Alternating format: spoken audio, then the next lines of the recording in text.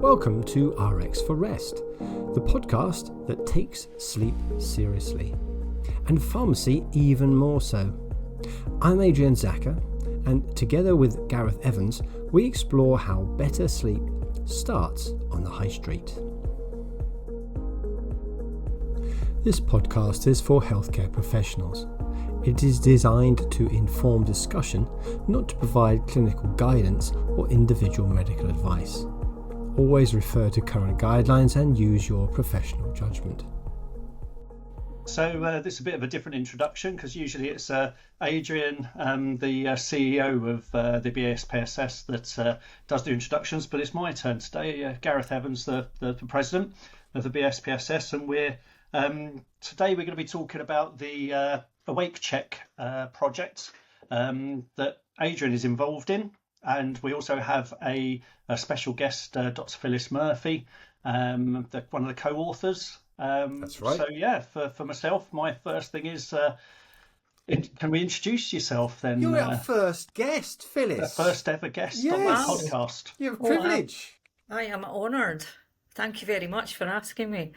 So, do you want me to? So come on, Phyllis. Tell us about yourself. That horrible interview question. Tell me about yourself. Okay. Well, my background as an NHS nurse, I worked in sleep medicine services. I ran a service for 22 years, and then was working full time.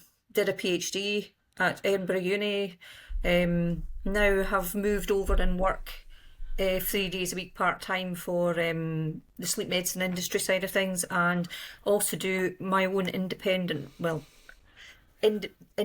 research. But I'm really excited about this Awake Check research project. It's a one of a kind, I think.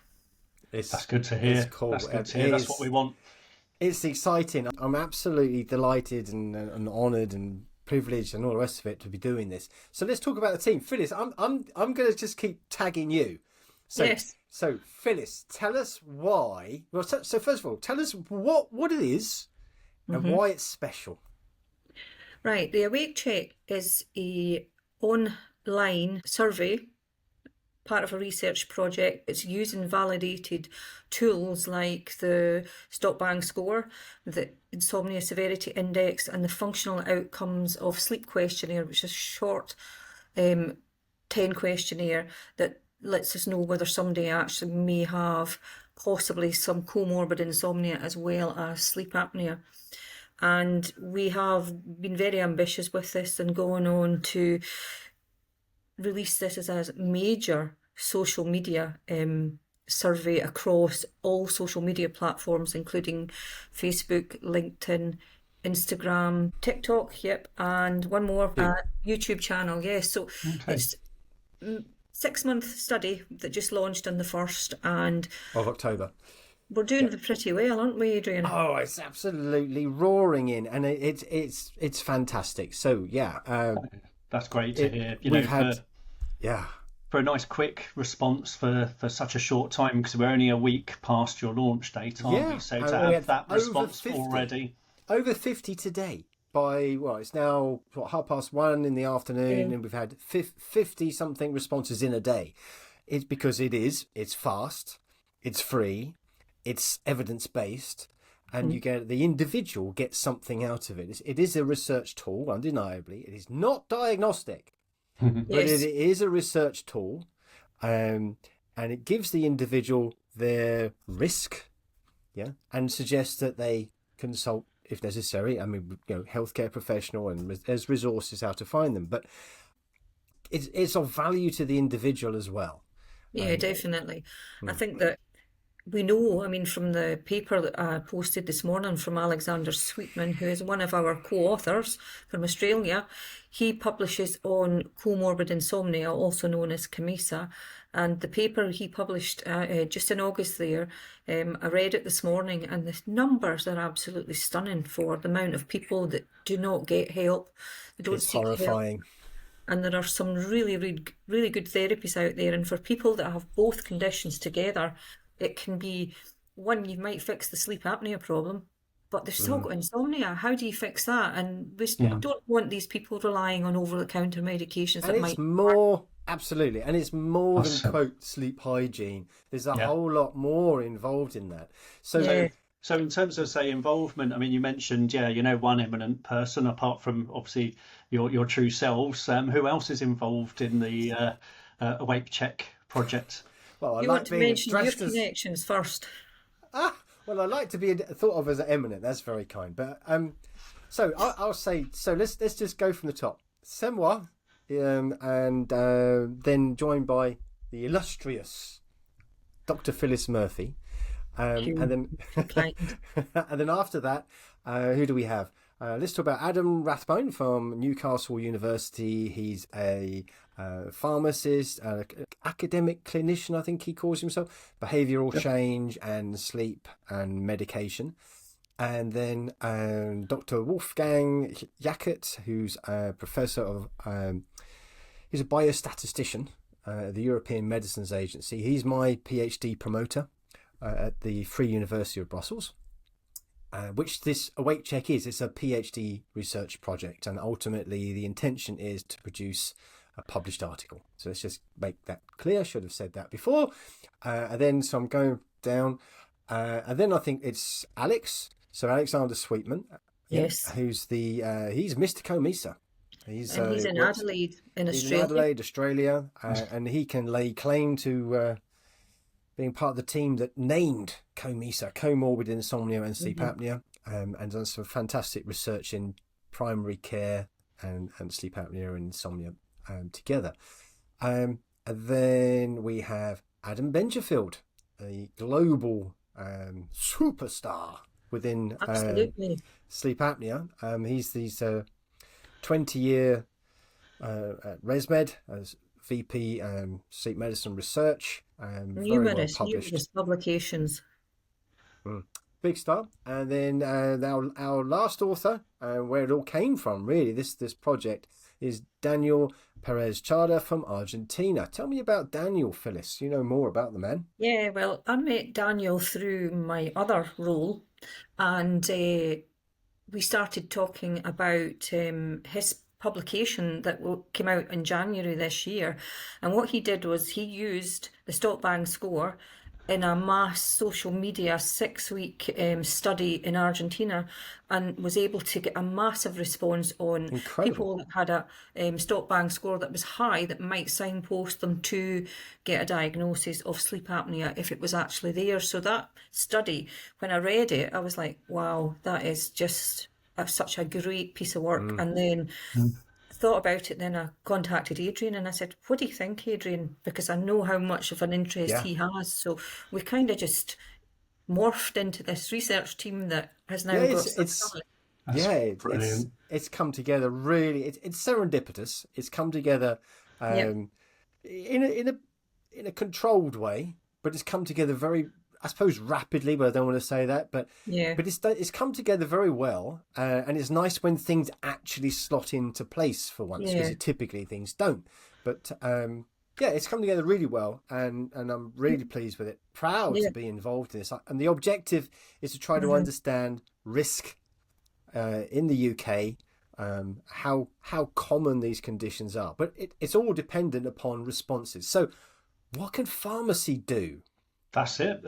Myself as a community pharmacist, lending my hand into the sleep field for over the last couple of years. It's brand new territory for myself, as asking on behalf of all the other community pharmacists out there. Is it something we can get involved in, or is there something we can learn by? What can we do? Go on, Phyllis. I think first and foremost that community pharmacy is the front door of the NHS, and people will present into the community pharmacy, and I have experience of taking my parents to go there to wait and get a prescription, and while they're waiting, there's things on the wall that could signpost them to do certain things while they sit and wait. And that was one of the key areas we thought would potentially attract people into to take the study. And we've spread it out a wee bit as well. So we've got the community pharmacy angle, which is huge. We've got nurses, which is a massive response so far. Teachers, help me out, Adrian. Teachers. Teachers, students over 18. Physiologists, the general public, physiologists, and potentially the military as well. But conversations ongoing. So I think that's great. Yeah. So the idea about this is that we've got a general population that will complete the week check study, and if we get over 5,000 people, we can then potentially start to look at possible discussions around about prevalence, and then the groups, we can actually look at what is common in features in the groups that fill in the actual awake. Plus there's the first 3 digits of their postcode, which will give us an idea of where people actually live in the UK, and that may give us some data as well. So, and it's anonymous, but I want to say that there is no requirement for nominal information. I qualify that slightly. There is the option to have your results to your email, but the email will be separated from the data and de-identified. Even if you've got your name in your email, that's removed and nobody will see it. Then it'll be encrypted and stored air-gapped offline. So the data is secure and safe. So it's fast, free, valid. And Sounds perfect. The actual website is awakecheck.co.uk, all one word. And it's a lovely website. I have to say, compliments to Adrian. It's very clean, it's really easy to follow, and it's got all the information on there about who we are, what we're trying to do, and we've got some blogs. There was one of them I think just published this morning actually. Good job. Trying to just raise that awareness of this research project and what we're trying to do. And again, as Adrian says, it's not making a diagnosis, it's signposting people to help where it's required to be of help. And then they've got something to give. They've got some data to say, here's a validated tool, I've used this, I would, help me. Yeah. Okay. It sounds brilliant, really interesting research with really good outcomes. And like you say, if we can get enough patients enough respondents to get the prevalence data that's needed, then we can really push all this forward. So I think from the BSPSS as well, from our angle, this is an ideal time to reach out to the community pharmacy world and say, look, get involved in the sleep. So check out the Awake site, as we've just detailed. Download the posters, put them up, but also join the BSPSS for free. Get the training and get informed and understand even more. It's a customer engagement tool for pharmacy. This is going to engage your people. This start the conversation. And if you're not confident handling the inquiries that are coming to you, these are customers for you in your surgery. In your practice, right there looking at you.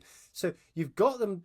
And have a conversation. Point them to the QR code, scan the QR code, take 5 minutes of their time. We get some data, they get some answers perhaps, or those suggestions, and then you've engaged them in a conversation. And we can further that conversation, can't we? So they're in the right place.